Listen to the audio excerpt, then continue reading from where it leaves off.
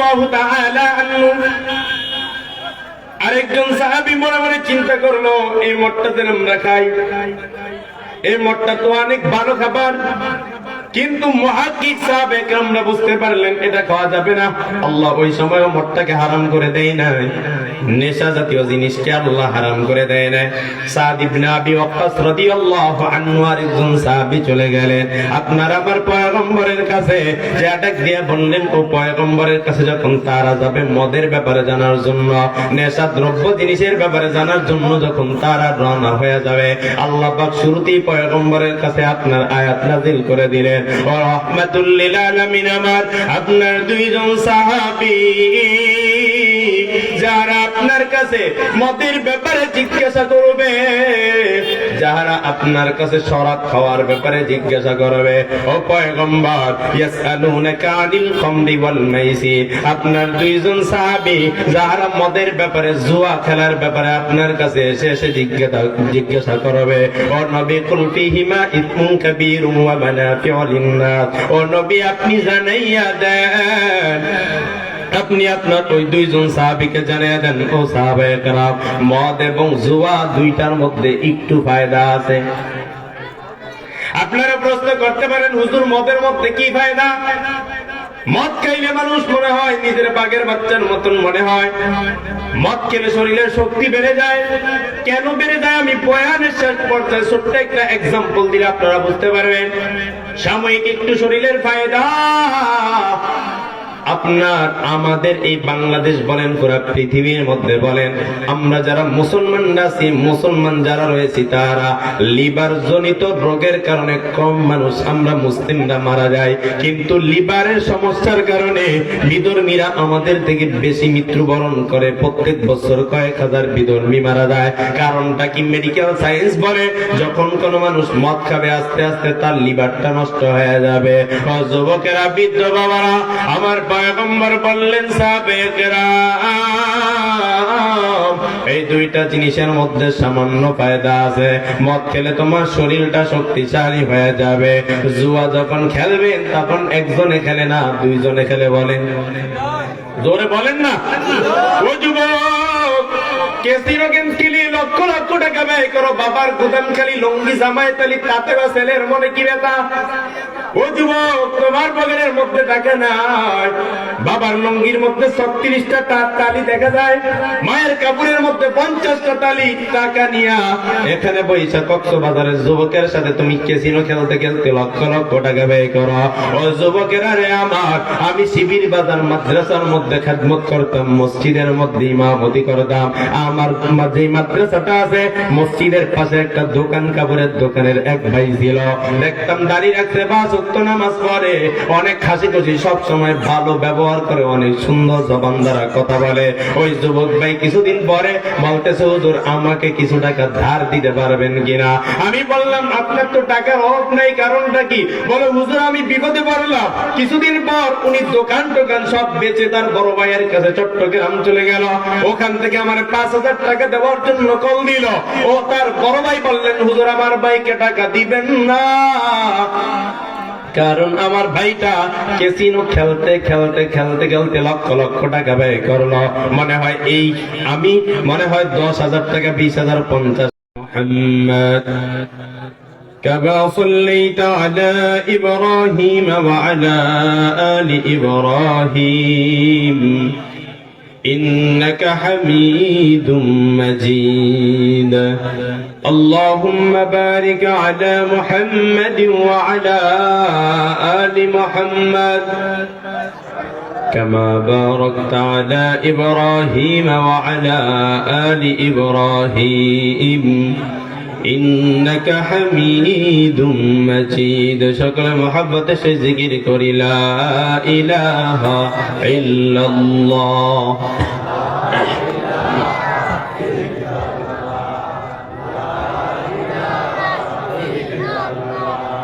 لا إله إلا الله لا إله إلا الله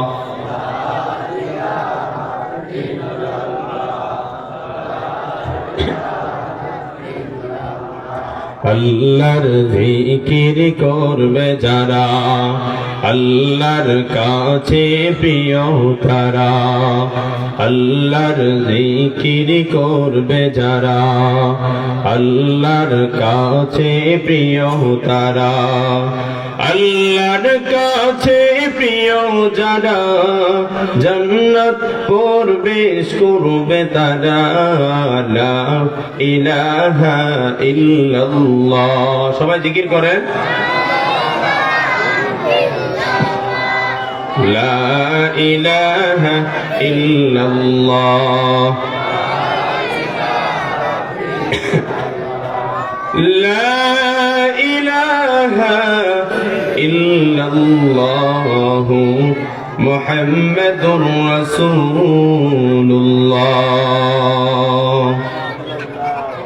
सूरज ने दिया अपनी शुआओं को पैगाम, सूरज ने दिया अपनी शुआओं को पैगाम। दुनिया है अजब चीज़ों को भी सुबह को भी शाम, दुनिया है अजब चीज़ों को भी सुबह को भी शाम। मैं सूरत यूसुफ का नहीं चाहने वाला, मैं सूरत यूसुफ को नहीं चाहने वाला। मैं कैस के मानन के नहीं आशिक लैला, मैं कैस के मानन के नहीं आशिक लैला। मैं आशिक मौला हूँ मेरा इश्क दवाना, मैं आशिक मौला हूँ मेरा इश्क दवाना। ये जुमला जहाँ जिसकी तजल्ली से उजाला, ये जुमला जहाँ जिसकी तजल्ली से उजाला। রাজনগর দারুল উলুম মাদ্রাসা ও এতিমখানা ও এলাকাবাসীর যৌথ উদ্যোগে আয়োজিত বার্ষিক ওয়াজ মাহফিলের সম্মানিত সভাপতি, রাঙ্গামাটি সমস্ত ওলামা হযরতদের মুরব্বী হযরত মাওলানা হাজী শরীয়তুল্লাহ সাহেব দামাত বারাকাতুহুম, প্রধান বক্তা, বিশেষ বক্তাগণ, আমার সামনে উপবিষ্ট লঙ্গদূর এই গুলচাখালীর বিভিন্ন গড় থেকে আগত আল্লাহ পাকের জাকিরিন শাকিরিন মুহিব্বিন মুরব্বিয়ানে আযম, কলিজার টুকরা যুবক বন্ধুগণ, স্নেহের ছোট ভাই সিরে তাজ হযরতে উলামায়ে কেরাম, মাইকের আওয়াজ শ্রবণরত আমার পর্দার আড়ালে সম্মানিত মা ও বোনেরা, আল্লাহ পাক রব্বুল আলামিন আমাদেরকে ফিতনা ফাসাদের জামানায় কোরআন সুন্নাহর ভিত্তিতে দ্বীনের সহি তরিকায় এমন একটা মজমার মধ্যে আসার বসার তৌফিক দান করেছেন, সেজন্য আপনারা খুশি না বেজার?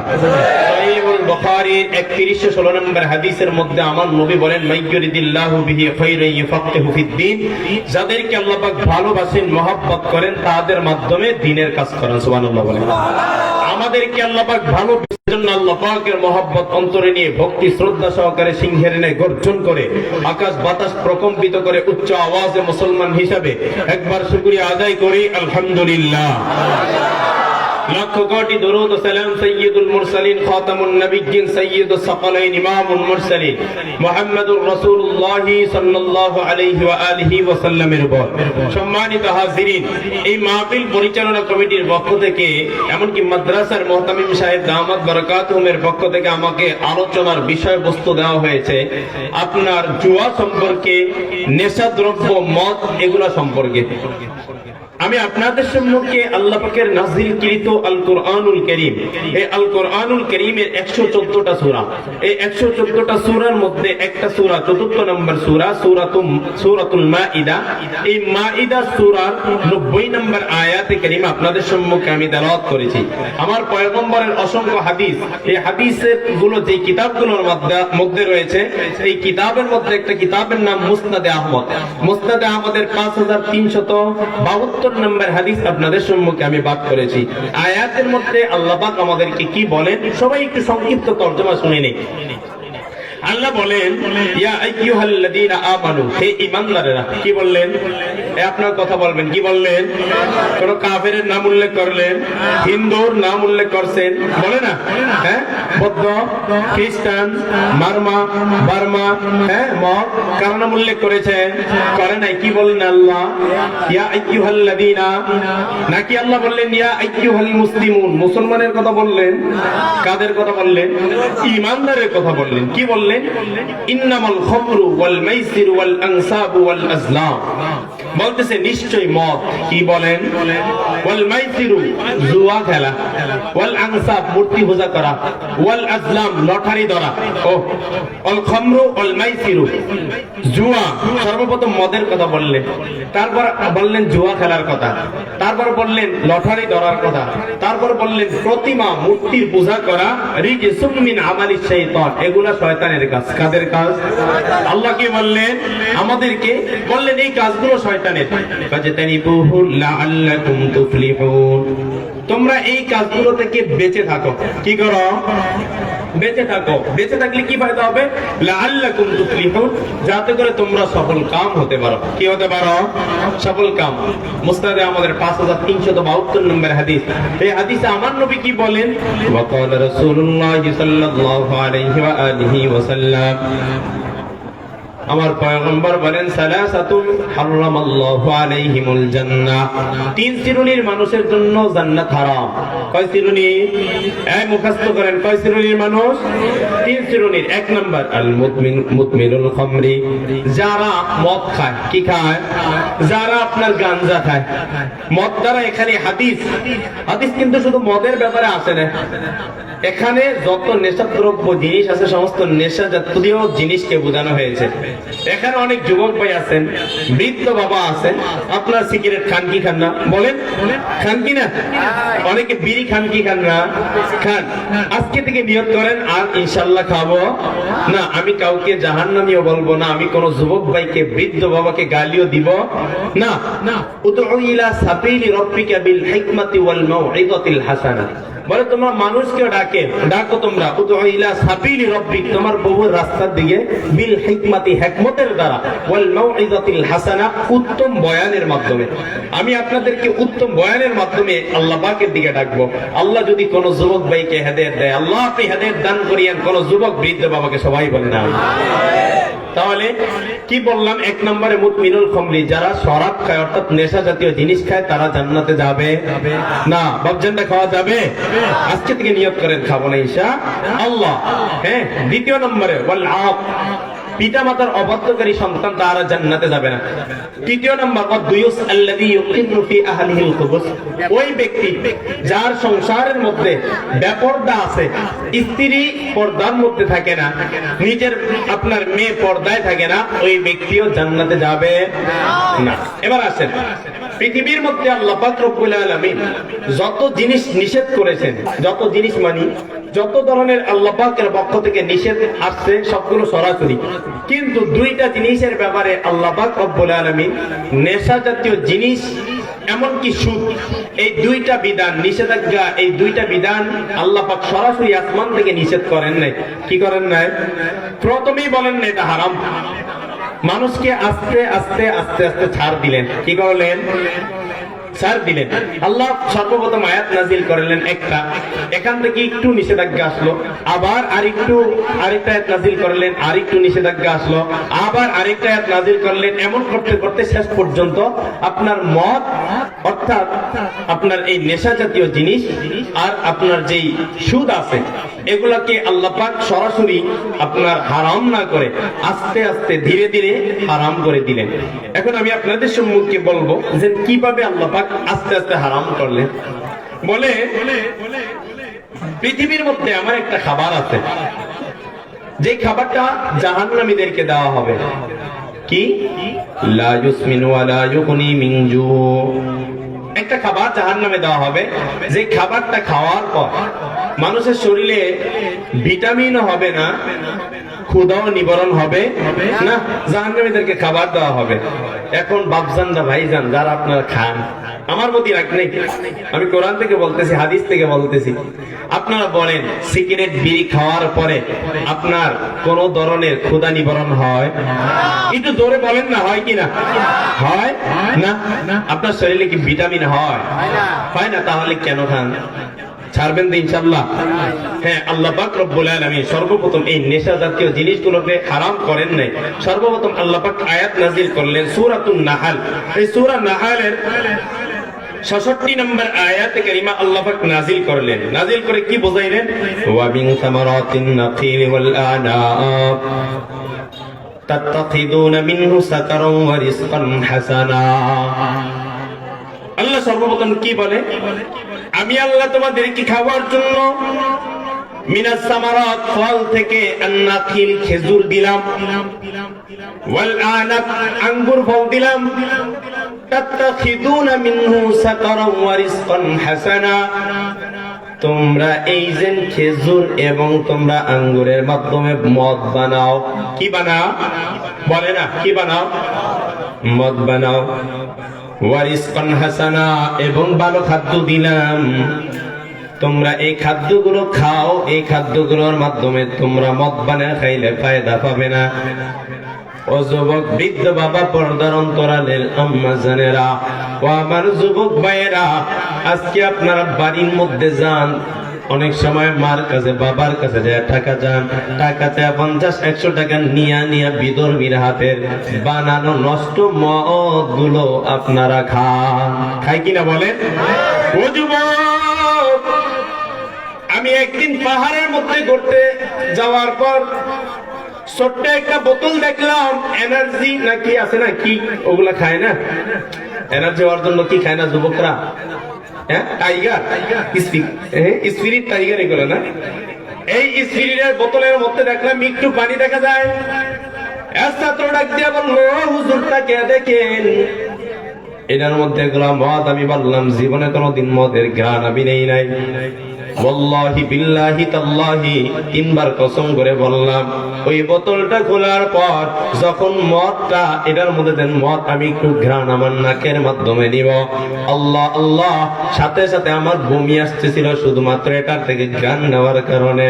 ও যুবকেরা, ও বৃদ্ধ বাবারা, টাকাটা অপচয় করে করে এই সমস্ত খাদ্যগুলো কেন খান? এগুলা না খায়া এই টাকাটা এই মাদ্রাসা মসজিদের মধ্যে দান করে। ঠিক না ভাই? ঠিক না বলে? কত টাকা কত জায়গায় ব্যয় করেন, অথচ এই টাকার মাধ্যমে আপনি হারাম খাদ্য কেন? লা ইউসমিন ওয়া লা ইউগনি মিন জু। ও যুবক, আল্লাহ পাক রব্বুল আলামিন এই আয়াত সূরাতুন নাহালের 66 নম্বর আয়াত নাযিল করলেন। আল্লাহ বলেন না মদ খাওয়া হারাম, আল্লাহ বলেন নাই তোমরা মদ খাইতে পারবে না, আল্লাহ নিষেধ করেন নাই। কিন্তু সাহাবায়ে কেরামদের মধ্যে কিছু সাহাবায়ে কেরাম মুহাক্কিক বলা হয়, যাদের অনেক জ্ঞান ছিল, হক্কানি অনেক মুহাক্কিক বড় বড় সাহাবায়ে কেরাম ছিল, তারা বুঝতে পারলেন আমাদেরকে আল্লাহ পাক এই কিতাবটার মধ্যে, কোরআনের মধ্যে 2 ধরনের আয়াত নাযিল করে দিলেন।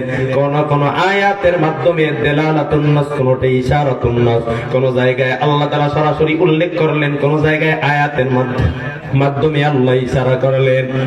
আপনার ওই মুহাক্কিক সাহাবায়ে কেরামরা বুঝতে পারলেন আল্লাহ পাক রব্বুল আলামিন আমাদেরকে মদ খাওয়া থেকে বাধা প্রদান করলেন। কিছু সাহাবায়ে কেরাম মদ খাওয়া ছেড়ে দিলেন। যারা মুহাক্কিক সাহাবায়ে কেরাম, ওই সমস্ত সাহাবীরা আপনার একদম টোটালি মদ খাওয়া ছেড়ে দিলেন না, এটা আর খাওয়া যাবে না। হযরত সাআদ ইবনে আবি ওয়াক্কাস রাদিয়াল্লাহু তাআলা আনহু, আরেকজন সাহাবী মনে মনে চিন্তা করলো, এই মদটা যেন আমরা খাই, এই মদটা তো অনেক ভালো খাবার, কিন্তু মুহাক্কিক সাহাবায়ে কেরামরা বুঝতে পারলেন এটা খাওয়া যাবে না। আল্লাহ ওই সময় মদটাকে হারাম করে দেয় নাই, নেশা জাতীয় জিনিসকে আল্লাহ হারাম করে দেয় নাই। সাদ ইবনে আবি ওয়াক্কাস রাদিয়াল্লাহু আনহু আরেকজন সাহাবী চলে গেলেন আপনার আমার পয়গম্বরের কাছে, যে ডাক দিয়ে বললেন, ও পয়গম্বরের কাছে যখন তারা যাবে মদের ব্যাপারে জানার জন্য, নেশা দ্রব্য জিনিসের ব্যাপারে জানার জন্য যখন তারা রওনা হয়ে যাবে, আল্লাহ পাক শুরুতেই পয়গম্বরের কাছে আপনার আয়াত নাযিল করে দিলেন, ও রাহমাতুল লিল আলামিন, আমার আপনার 2 জন সাহাবী যারা আপনার কাছে মদের ব্যাপারে জিজ্ঞাসা করবে, যাহারা আপনার কাছে শরাব খাওয়ার ব্যাপারে জিজ্ঞাসা করবে, ও পয়গম্বর, ইয়াসআলুনাকা আনিল খামরি ওয়াল মাইসির, আপনার দুইজন সাহাবী যাহারা মদের ব্যাপারে, জুয়া খেলার ব্যাপারে আপনার কাছে এসে এসে জিজ্ঞাসা করবে, ও নবী, কুল ফীহিমা ইসমুন কাবীরুন ওয়া মানাফিউ লিন-নাস, ও নবী আপনি জানাইয়া দেন, আপনি আপনার ওই দুইজন সাহাবীকে জানিয়ে দেন, ও সাহাবায়ে কেরাম, মদ এবং জুয়া দুইটার মধ্যে একটু ফায়দা আছে। আপনারা প্রশ্ন করতে পারেন, হুজুর মদের মধ্যে কি ফায়দা? মদ খাইলে মানুষ মনে হয় নিজের বাঘের বাচ্চার মতন মনে হয়। মদ খেলে শরীরের শক্তি বেড়ে যায়। কেন বেড়ে যায় আমি বয়ানের শেষ পর্যায়ে ছোট্ট একটা এক্সাম্পল দিলে আপনারা বুঝতে পারবেন। সাময়িক একটু শরীরের ফায়দা। আপনার আমাদের এই বাংলাদেশ বলেন, পুরো পৃথিবীর মধ্যে বলেন, আমরা যারা মুসলমান আছি, মুসলমান যারা রয়েছি, তারা লিভার জনিত রোগের কারণে কম মানুষ আমরা মুসলিমরা মারা যায়, কিন্তু লিভারের সমস্যার কারণে বিধর্মীরা আমাদের থেকে বেশি মৃত্যুবরণ করে। প্রত্যেক বছর কয়েক হাজার বিধর্মী মারা যায়। কারণটা কি? মেডিকেল সায়েন্স বলে যখন কোন মানুষ মদ খাবে আস্তে আস্তে তার লিভারটা নষ্ট হয়ে যাবে। যুবকেরা, বৃদ্ধ বাবারা, আমার পয়গম্বর বললেন, সাহাবায়ে কেরাম, এই দুইটা জিনিসের মধ্যে সামান্য ফায়দা আছে। মদ খেলে তোমার শরীরটা শক্তিশালী হয়ে যাবে। জুয়া যখন খেলবেন তখন একজনে খেলে না, দুইজনে খেলে। বলেন, জোরে বলেন না। ও যুবক, ক্যাসিনো গেমস খেলি লক্ষ লক্ষ টাকা ব্যয় করো, বাবার গুদাম খালি লঙ্গি জামায় তালি, তাতে বা ছেলের মনে কি ব্যথা? ও যুবক, তোমার পকেটের মধ্যে টাকা নাই, বাবার লঙ্গির মধ্যে 36টা তালি দেখা যায়, মায়ের কাপড়ের মধ্যে 50টা তালি, টাকা নিয়া এখানে বৈশা কক্সবাজারের যুবকের সাথে তুমি ক্যাসিনো খেলতে খেলতে লক্ষ লক্ষ টাকা ব্যয় করো। ও যুবকেরা রে আমার, আমি শিবির বাজার মাদ্রাসার মধ্যে খেদমত করতাম, মসজিদের মধ্যে ইমামতি করতাম। আমার যে মাদ্রাসাটা আছে মসজিদের পাশে একটা দোকান, কাপড়ের দোকানের এক ভাই ছিল, দেখতাম দাড়ি রাখছে, বাস নামাজ পড়ে, অনেক হাসি খুশি, সব সময় ভালো ব্যবহার করে, অনেক সুন্দর জবান দ্বারা কথা বলে। ওই যুবক ভাই কিছুদিন পরে বলতেছে, হুজুর আমাকে কিছু টাকা ধার দিতে পারবেন কিনা? আমি বললাম, আপনার তো টাকার অভাব নেই, কারণটা কি? বলে, হুজুর আমি বিপদে পড়লাম। কিছুদিন পর উনি দোকান টোকান সব বেচে তার বড় ভাইয়ের কাছে চট্টগ্রাম চলে গেল। ওখান থেকে আমার 5000 টাকা দেওয়ার জন্য কল দিল। ও তার বড় ভাই বললেন, হুজুর আমার ভাইকে টাকা দিবেন না, কারণ আমার ভাইটা ক্যাসিনো খেলতে খেলতে খেলতে খেলতে লক্ষ লক্ষ টাকা ব্যয় করলো। মনে হয় আমি 10,000 টাকা, 20,000, 50,000, 1 লাখ টাকা পেয়ে যাব। এমন করে হুজুর ক্যাসিনো খেলতে খেলতে তার দোকানটা আমার কাছে বিক্রি করলো। এখন স্বামী স্ত্রী দুইজনে যায় আপনার চট্টগ্রামের মধ্যে গার্মেন্টসে কাজ করে, প্রত্যেক মাসের বেতন গুলো ক্যাসিনো খেলতে খেলতে নেয়। এমনকি এলাকার মানুষ থেকে 5-10,000 টাকা খল করে করে নেয়। ও যুবক, কয়দিন আর দুনিয়ার মধ্যে বাঁচবা?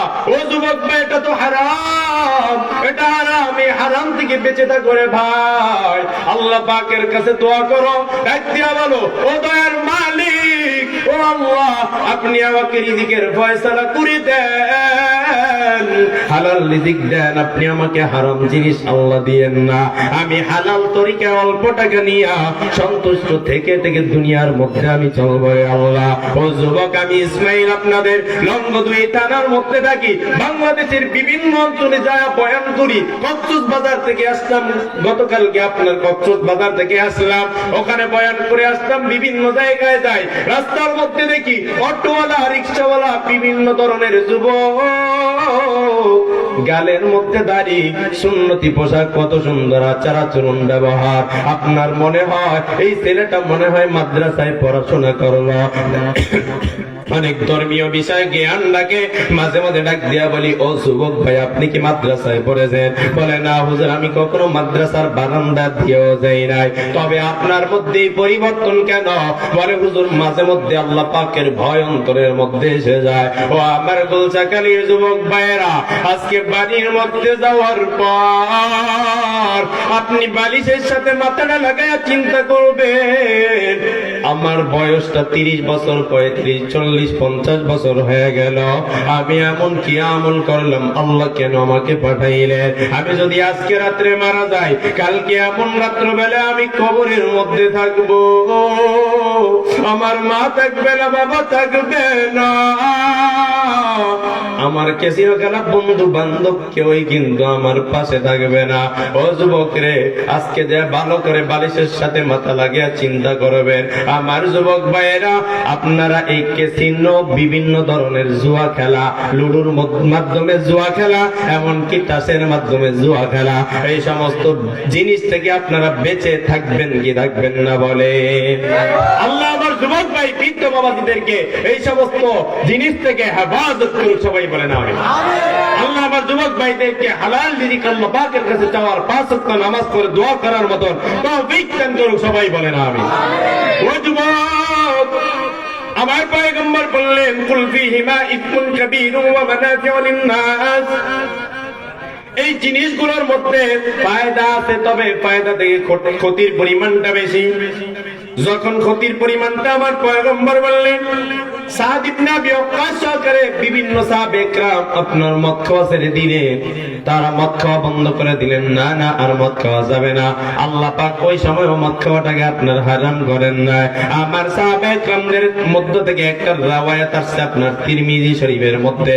এই তিরমিজির এক রাওয়ায়াতের মধ্যে বলেন, হযরত আব্দুর রহমান ইবনে আউফ রাদিয়াল্লাহু তাআলা আনহু, আমার পয়গম্বরের সাহাবী আব্দুর রহমান ইবনে আউফ রাদিয়াল্লাহু তাআলা আনহু একদিন সাহাবে کرامদেরকে দাওয়াত দান করলেন, ও সাহাবে کرامরা, তোমরা আমার বাড়ির মধ্যে আসো, আমার বাড়ির মধ্যে দস্তরখানে খাবার গ্রহণ করো।